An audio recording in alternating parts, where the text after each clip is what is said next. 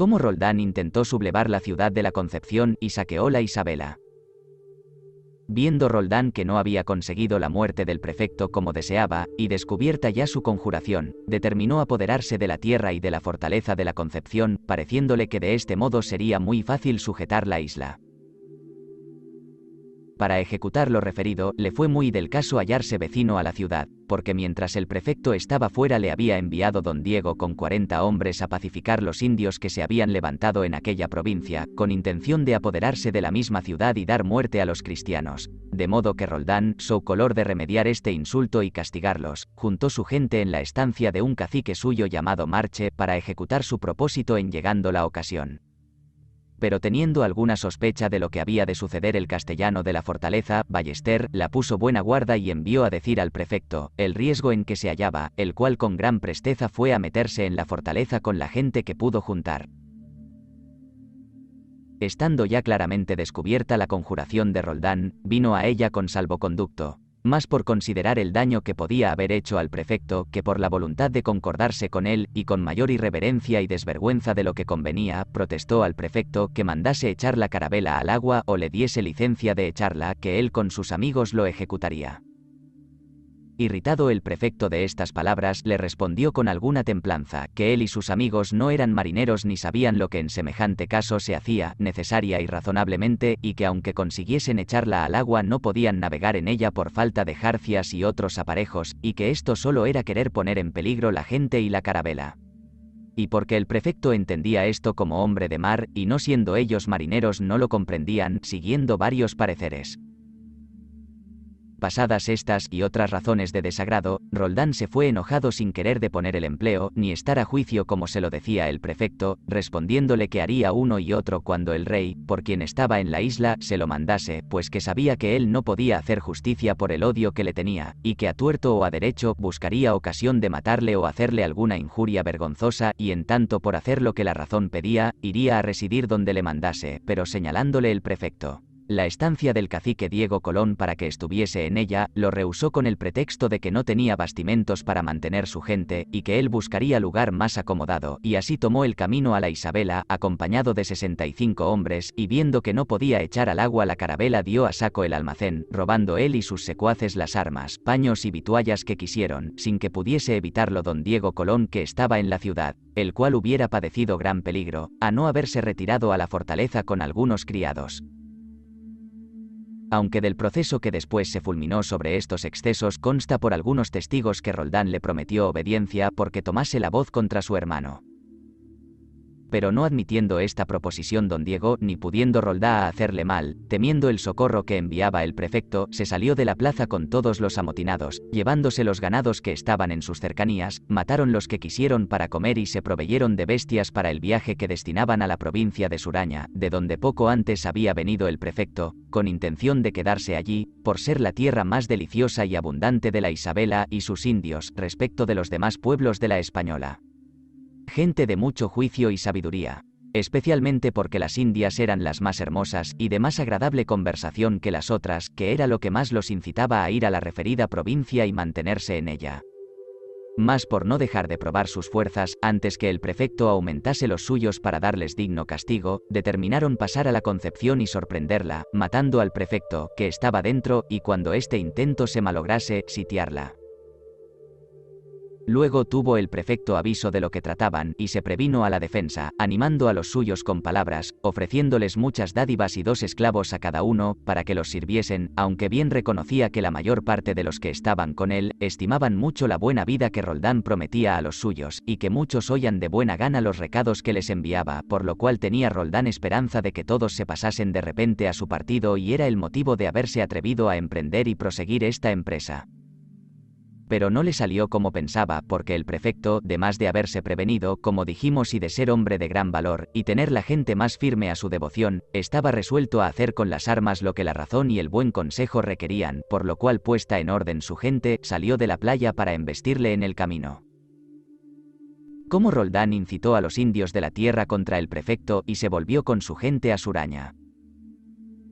Viendo Roldán tan mudado el fin de su esperanza y que ninguno de los del prefecto se pasaba a él, resolvió retirarse con tiempo y seguir su primer camino a Suraña, no teniendo ánimo de esperarle, aunque alargando la lengua para hablar de él vituperosamente por todos los pueblos y villas que pasaba, provocándolos a odio y rebelión contra el mismo prefecto.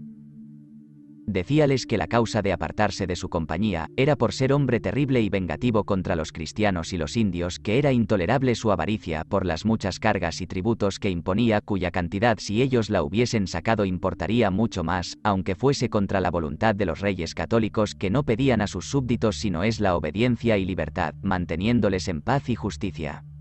Y que si temían poder defenderse, él con sus amigos y otros que le quisieran bien, los ayudaría y se declararía protector y defensor de ellos.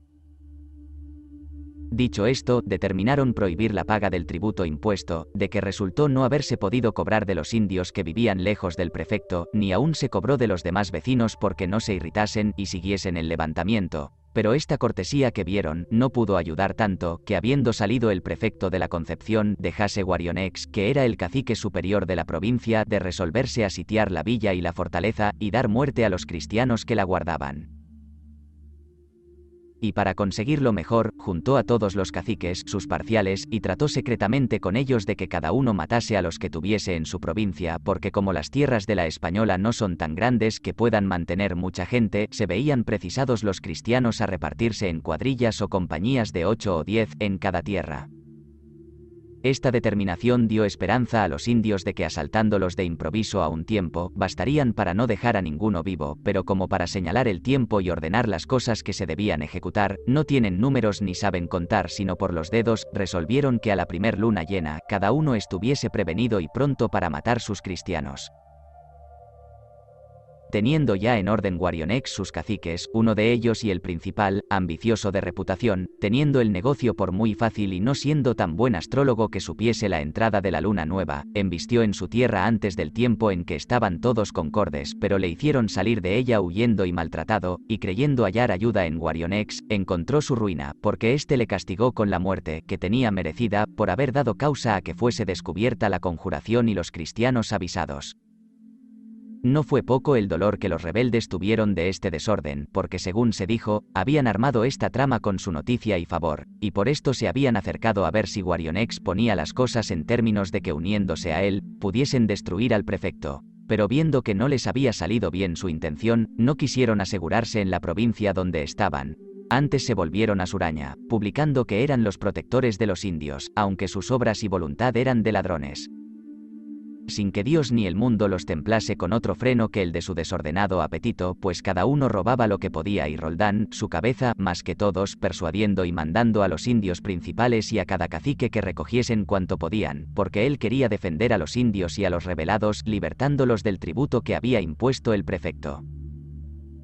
Siendo mucho más lo que él les quitaba, su color de la libertad referida, pues solamente de un cacique que se llamaba Mamicautex tomaba cada 3 meses una calabaza en que cabían 3 marcos de oro fino, y para mayor seguridad de la paga tenía consigo a título de amistad, un hijo y un nieto suyo, y ninguno se admire de que reduzcamos los marcos de oro a medida de calabazas, pues lo hacemos para mostrar que en semejantes casos usaban medidas los indios, porque peso no le tuvieron jamás.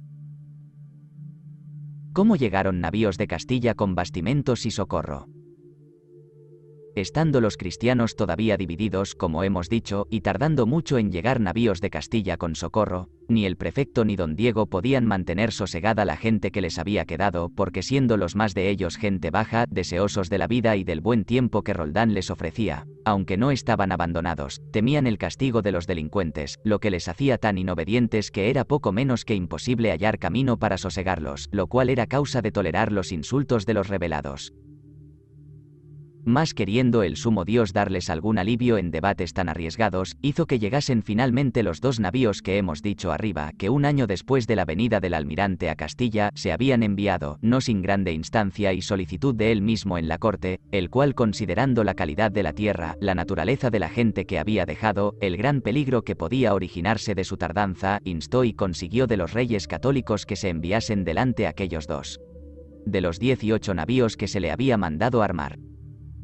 La llegada de estos navíos, así por el socorro de gente y de bastimento como por la certidumbre que se tuvo de que el almirante estaba salvo en España, dio ánimo y vigor a los del prefecto para servir con mayor fidelidad, y temor del castigo a los de Roldán, los cuales, deseosos de saber las novedades y de proveerse de lo que les faltaba, resolvieron irse a Santo Domingo, donde los navíos habían llegado con esperanza de traer algunos a su devoción. Y sabiendo el prefecto su venida, estando más cercano al puerto, salió a impedirles el camino. Y puestas buenas guardias en los pasos, fue al puerto a ver los navíos y a dar la orden necesaria en las cosas de aquel lugar. Y deseando que el almirante Halley sosegada la isla, y quietos los rumores, volvió a proponer a Roldán, que se hallaba 6 leguas distante con su gente, nuevas condiciones, las cuales envió con el capitán que había venido en los navíos, llamado Pedro Fernández Coronel, así por ser hombre honrado y de autoridad, como porque esperaba que sus palabras tuviesen mayor eficacia, pues como testigo de vista, podía asegurarle la llegada, y el buen recibimiento que se había hecho al almirante en España y la pronta voluntad que los reyes católicos mostraban de engrandecerle. Mas los principales de la conjuración, temiendo que este embajador hiciese impresión en los ánimos de los revoltosos, no le quisieron dejar hablar en público, antes bien le recibieron con las ballestas y saetas en el camino, y así solo pudo decir muy pocas palabras a los rebeldes, que señalaron para oírle, y sin tomar otra resolución, se volvió y los rebeldes se fueron al alojamiento que tenían en Suraña, no sin recelo de que Roldán y algunos de los principales de la compañía escribiesen a los amigos que tenían entre la gente del prefecto, rogándoles encarecidamente que cuando llegase el almirante, fuesen buenos intercesores por ellos, pues sus justas quejas no eran contra él, sino contra el prefecto. Tan deseosos estaban todos de volver a su gracia y obediencia.